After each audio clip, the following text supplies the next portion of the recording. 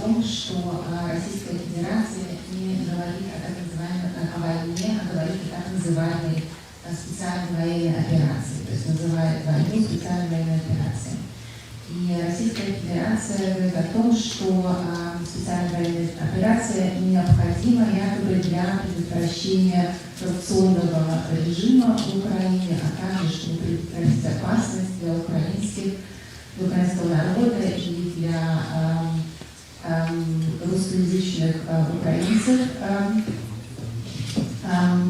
предотвратить опасность расширения НАТО, предотвратить опасность Запада. И, как утверждает Путин, это необходимо, нет другого выбора, это необходимо. Необходимость этой войны существует с точки зрения Российской Федерации. Как вы думаете, какую роль играет Европа и в целом Запад, и какую роль играет в начале этой войны расширение НАТО на восток? И, конечно же, планы Украины присоединиться к Европейскому Союзу. Ну, как мы видим, роль Европы не слишком успешна, поскольку идет не война. А чтобы понять, что в голове у России и у россиян, нужно осознать, что Россия ведет 3 войны. Одна война – это гражданская война. Война внутри страны между гражданами одной бывшей страны, Советский Союз. Война империалистическая.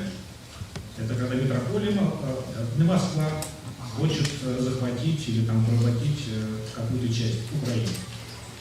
И третья война – это антиимпериалистическая, которая Россия пытается вести со всем остальным миром, воспринимая весь мир как империю, против которой борется. Вот этот компот очень опасный, он находится в голове идеологической в голове России. Also das ein bisschen zu verstehen, welche Rolle auch Europa und der Westen dabei spielt. Man kann auch sehen, dass die Rolle des Westens auch nicht besonders erfolgreich in dem Fall ist. Und um zu verstehen, was eigentlich im Kopf derjenigen ist, die den Krieg auch angefangen haben, also in dem Fall auch der Russischen Föderation, muss man ja auch verstehen, dass Russland heutzutage 3 Kriege an sich führt. Zum einen ist es der Bürgerkrieg, also dass innerhalb des Landes ja auch unterschiedliche Ansichten aufeinanderprallen und dass der Staat auch gegen die eigene Bevölkerung auch einen Krieg führt. Der zweite Krieg ist der imperialistische Krieg, also das Begehren von Russland nach einem alten Imperium, also in dem Fall will auch Moskau die Ukraine auch bei sich haben. Und der dritte Krieg ist der sogenannte antiimperialistische Krieg. Das heißt, dass Russland in der Figur der ganzen Welt ein Imperium sieht, gegen das es versucht auch in seinem Kopf ja auch zu kämpfen. Und das muss man auch verstehen, dass die ganze Welt dann als Imperium gesehen wird und als den Feind angesehen wird.